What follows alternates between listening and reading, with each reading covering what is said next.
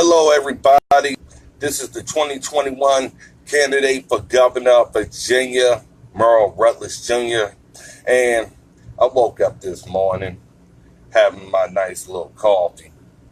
And after having some time to reflect on one of my opponents calling for martial law up in Richmond, Virginia, and I said to myself, there's a lot of scared politicians.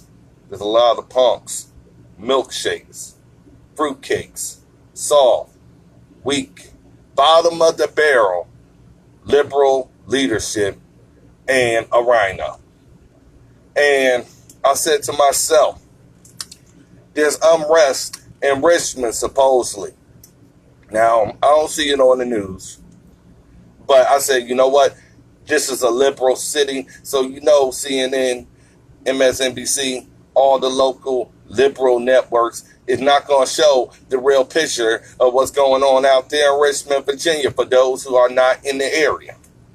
And yesterday, I called out, had a after dark discussion about martial law and the ramifications of it.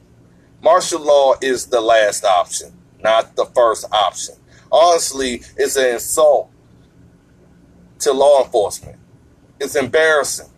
You're basically telling your police that you are not sufficient or adequate to do the job. Like, that's something a police officer want to wake up into in the morning, go on patrol, go to muster, and hear that politicians who ain't out there doing the job, ain't making the traffic stops, ain't doing the arrests, have basically said, you have failed your city. That's what a statement like that means. Martial law just means my city is so out of control that we have to get the U.S. military to come in the city, occupy it, and do the job that our police can't do because the unrest is more than what they can handle. I said, you got to be kidding. I said, exactly.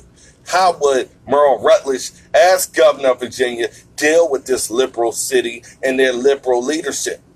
Well, first off, I would call a special session, a very special one, and a press conference. And I would invite the protesters or those who are calling or causing the riffraff to the conference. And I would do it outside, face to face, not in the building, not behind armed guards and all that crap. I would send the message right there from the state capitol that we are taking our city back. Now, the first thing I would have done, I would call Mayor Stoney right there at the press conference and put his stupid liberal ass on speakerphone so everybody can hear this coward plead, beg, do whatever he needs to do. It's really his fault. See, he tried to negotiate with terrorists. And now it has escalated out of control because they felt like, once again, the mouse getting the cookie. Now they want a glass of milk. Now, he was up there running around protesting with them. Yeah, doing all that crap. And then get in his police car, do his sideshow, do his circus, do his act, and ride off into the sunset. So we heard from protesters directly face to face about the sideshow. Then we see Fairfax, because I would call him up too. I would say, I need for you to be on this phone call. This is going to be a phone conference while I give out my speech to the city of Richmond.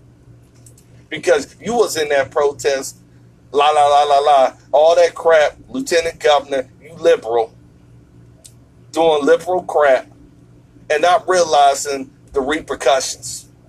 And the common sense was all over the TV screens while coronavirus decided to take a nice little break.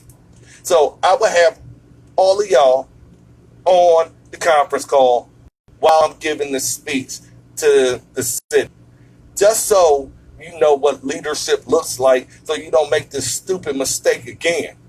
And then during the press conference, I would begin to lay out Mayor Stoney. I said, you're too young for this. You don't have the heart for this. You became mayor with gimmicks. Now you're seeing real crisis, and now you don't know how to deal with it. Now I got to do your job for you. You're a failure. You're sloppy. You're messy. You spend every dime of Richmond money going to fundraisers, doing whatever makes you money, instead of governing and leading your city. You have shown in every kind of way you cannot uphold the laws of this great Commonwealth or the United States Constitution. You should resign before I help you out, because at least Richmond will get the leadership that it needs from somebody else. Then I would tell Lieutenant Governor Justin Fairfax, while the press is shocked, because they're like, dang, he has them on, speakerphone, getting laid out right in front of the press before he talks to Richmond, because I need for Richmond to know there's leadership still here. Then I go to Justin Fairfax, the sex assault, high profile type of person that's running for governor of Virginia. Pieces of crap, the trash can, the steaming pile of crap that smells so bad it reeks all over Richmond. It's the reason why Richmond is polluted now, because it's polluted with sloppy, nasty, dirty career politicians. And I'll tell him, you failed the Commonwealth of Virginia. You negotiated with terrorists so you could get your campaign photo op. Now our city is still burning. You are nowhere to be found, and you're hiding and ducking responsibility. Don't worry about it. Please resign. Let me finish and do the job. Then I would tell the Richmond City Police, I'm saying to y'all, it's time to take the gloves off. No more sitting back like Stoney told you to. You are there to arrest. You are there to crush the enemy and show the city that law and order will be sustained.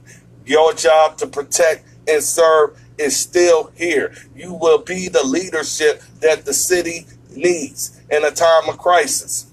Then I would tell the city of Richmond police chief and the sheriff, you are authorized to make memorandums of understanding, mutual aid agreements, and tell as many police officers across the state look closer than further away as you need to stomp out the enemy. Y'all are to arrest on sight those who are breaking the law. Like I said, after that, we will start getting some things clear. Then I will let Richmond know exactly what's about to happen with the riffraff. I will tell parents all across Richmond, all across this country. I said, y'all are responsible too for leading Richmond in your household before these youngins that's causing trouble get out the household. If you love your loved ones and you know they are part of this riffraff, the police is no longer playing games. I've taken the gloves off because I'm sick of it. And like I said, they could stay home, stay out of trouble, do what they do so we can get order in this city. Or they can be locked up in jail because we ain't letting them out within an hour of signing off on summons. We're going to keep them locked in there. We're going to keep them all grouped in to one holding cells to the point they touching each other. They're going to spend the next 72 hours in jail. We will encourage that so they can eat the jail food. They can smell each other going to the bathroom. They could then find out that the charges are not going to be dropped like it was before under old leadership. And then I will speed dial to the Commonwealth Attorney in my area and my Attorney General. I said, y'all need to be on this phone call too. I said, exactly. You reinstate all of those charges and get the arrest warrants going. Because they are going to clean up this mess, or they can spend the next 3 months in jail trying to figure out what is it worth. Because we're going to have leadership in this situation. Like I said, we are not going to have that type of curfew where we are having law-abiding citizens stay at home and be at the mercy of these criminals. Peaceful protesters don't have criminality as part of their conquest. Peaceful protesters are supposed to be peaceful. And when that changes, the police is supposed to be aggressive. We have seen this picture play out, and it's not going to be another Seattle anywhere, whether at the Lee statue, whether on Broad Street, whether down the street. It doesn't matter. The fact is, your job is to confront the danger and make sure the danger is stomped out with pure, clear, swift justice. That's what we need. Then after that, if they clean up the mess, they pay for the damages, then we could discuss dismissal. But it's not going to be dismissal to the point where you say that you won after destroying American businesses and destroying America's security, especially here in Virginia. We sending that message to the other governors that's weak and soft to know how we handle business. Now, as far as martial law, I would say that idiot doesn't have no business being governor, and let alone being a senator. Martial law is the last option, not the first option. Virginia handles Virginia business. This is not going to be exactly what these terrorists want, which is the U.S. military being at war with its own citizens. What happens when a law-abiding gun owner walks out his door with the U.S. military? They ain't police. They ain't happening. They are designed that you are enemy first, like Iraq, and ask questions later. So I gotta look at the bodies of my fellow patriots that's out there trying to stomp out this war, but they getting killed off by my own stupidity of asking for martial law. Martial law is the last option. It's not the first option. If you don't know what martial law is, for those who are saying that's a good job in order, ask somebody in the military so they can explain it to you. It's the complete suspension of habeas corpus, the complete suspension of your constitutional rights. Yes, your gun being armed looks like the enemy. That's exactly what that's designed for. What do you think when Iraqis are walking around with guns pointing at U.S. soldiers? What do you think they do? They are not the police. You see what I'm saying? They don't have that restraint. The rules of engagement would be clear from all sides, because I will talk to every element of the city to say, don't be mad at the results because the police ain't playing nice right now. Because all that spitting, all that throwing bottles, burning up police cars while they sit around and do nothing because they're handcuffed by politics, I say the politics is over. And then while they all shocked at the press conference, because the liberal media is like, we wanted this to continue. But what he's saying is stopping this out and stopping the mess from the start. So we ain't going to have the coverage that we are looking for. I said, that's exactly the point. My city is not going to be on the coverage of national news. City got taken over. We taking back over our city. See, that's where the leadership is weak and whatever. Like I said, these stupid liberals don't have what it takes for this type of job. They too busy. Oh, you want candy? Here you go. You want ice cream? Here you go. You want a holiday? Here you go. You see how much concessions is being given out? It's making me sick. I'm sorry, I couldn't go up to Richmond and be shaking a bunch of politicians' hands and trying to make new friends while I see y'all acting like cowards. Y'all too soft. This is what I'm talking about when people look at perfect politicians. They scared of their wingtips getting dirty, let alone their hands. I'm telling the police, you do what you have to do to make sure that people have confidence in law and order, and to make sure these criminals is prosecuted to the highest extent of the law. And you have them, black, white, yellow, it doesn't matter. As long as you the ones who are causing trouble, you gonna work side by side each other after being in that stinky, infested holding cell. And you gonna clean up the mess. Like I told people, I want people riding by, and what they gonna see, the governor showed leadership. Rutledge is the man for the job. He did exactly what he said he was going to do, and the police is going to say, that's what I'm talking about. Let the gloves come on, because we could have stomped this out a long time ago. I know police is saying that right now. They're saying the only reason why this mischief is making us look bad. It's making us look bad, and it's making y'all look like fools, but y'all still being foolish. Because guess what? Not too many people trying to enforce the law when the law is going to be against them more than with them in a time like this. That's why the Atlanta mayor set up exactly what liberals do. That's why we're in this crisis. So y'all turned the blue state into a blue ball state. That's what fear does. And like I said, after I lay out each and every one of them, I would say right there, it'd be a nice newspaper article going out there with it. It'll be all over the news where the governor tells his own lieutenant governor, tells the mayor of the city where everything's getting taken over to resign, move out the way, let the patriots take over. And like I said, I would call out the militias too, because I have them on speakerphone. Because I'm getting the cowards out. I'm getting the ones who faking out the way.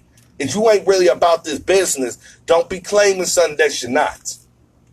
So I would tell them, I'm going to deputize the ones who are patriots to help out the police so we can have some extra reinforcement of what is going on. And we will show clearly the Virginia flag will not be transformed into a terrorist Antifa flag. That ain't happening. So y'all can give up on that dream. And like I said, you point a gun at a police officer, I'm going to tell them, let that gun rip. Fire until the clip is empty to make sure the threat is done. Because you don't need a second chance with somebody who already asked for a cop to commit suicide to. I said, that's that ignorance that needs to go if they are that stupid to do that. But we ain't going to have people walking all over the city, extorting the businesses, blackmailing, destroying people's lives and everything that they work for those who haven't worked for nothing. They haven't done anything close to that. And you telling me one of my cities in Virginia, where I plan to be governor, is having state of emergencies in my own city. This is happening in Rockin' Rouse City. Because the governor stays in Richmond, they do policy in Richmond, and you're telling me? No, this is what happens when the police no longer trust you. They no longer trust that defund the police after they kept watching on TV. Oh, damn. The criminals getting exactly what they want. Oh, damn. 3 capital murder convictions. That person getting out of jail too. What we here for is you just going to let them back out. We here to lock them up, throw away the key, and make sure that they don't get back out to hurt another citizen. And now you're doing second chances for that with the worst of the worst. Like I said, the leadership will be back. The nice little speakerphone, they're going to be embarrassed. But guess what? I want you to be embarrassed. because I want you to make sure this never ever happens again. Not let alone in Richmond, but anywhere else in Virginia. I'm Merle Rutledge, and that's why I'm running for 2021 Virginia governor. Unapologetic, being a leader, and being exactly what Virginia needs.